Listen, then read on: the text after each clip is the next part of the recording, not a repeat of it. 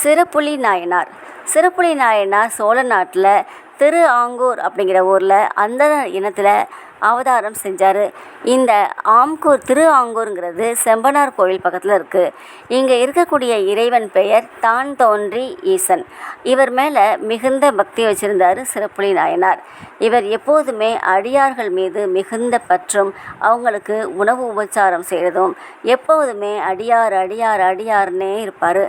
அவங்க மீது இருக்கக்கூடிய பக்தி எப்படின்னா, ஆண்டவனை விட அடியார்களுக்கு செய்யும் தொண்டு சிறந்தது அப்படின்னு நினச்சவர். அதனால தான் தனது வாழ்நாள் முழுவதையுமே அடியார்களுக்காக அர்ப்பணம் செஞ்சார். மிகப்பெரிய செல்வந்தராக இருந்த இவர் தனது செல்வத்தை பூராமே வாரி வழங்கினார். அதனால தான் இவருக்கு வள்ளல் அப்படிங்கிற பேரும் உண்டு.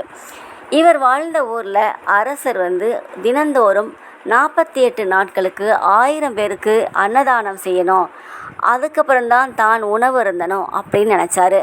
அதை அவர் ஒரு விரதமாகவே பூண்டிருந்தார்.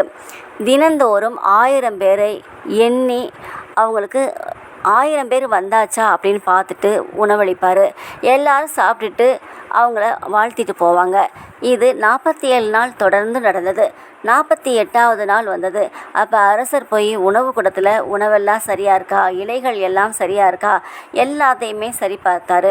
அதுக்கப்புறம் ஒவ்வொரு அடியார்களையாக அனுப்பி வச்சார் எண்ணி. அப்படி எண்ணி அனுப்பும்போது 999 பேர் தான் இருந்தாங்க. இன்னும் ஒரு ஆள் வரல.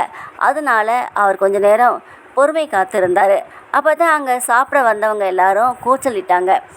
எல்லோரும் வந்தாச்சு, ஏன் இன்னும் சாப்பாடு போடாமல் இருக்கீங்க அப்படின்ட்டு. இவருக்கோ இன்னும் ஒருத்தர் வரலையே அப்படின்னு மனக்கவலை இருந்தது. அப்போ தான் ஒருத்தர் திடீர்னு சொன்னாங்க, அங்கே எல்லாம் சரியாக தான் இருக்கும், போய் உணவு பரிமாறுங்க அப்படின்னு சொன்னாங்க. அந்த வாக்கை வேத வாக்காக நினச்சிட்டு அங்கே உணவு பரிமாற போகிறாங்க. எல்லா இலைகள்லேயுமே ஆள் இருந்தது. எல்லாரும் திருப்தியாக சாப்பிட்டாங்க. எல்லாரும் போகும்போது அரசரை வாழ்த்திட்டு போனாங்க.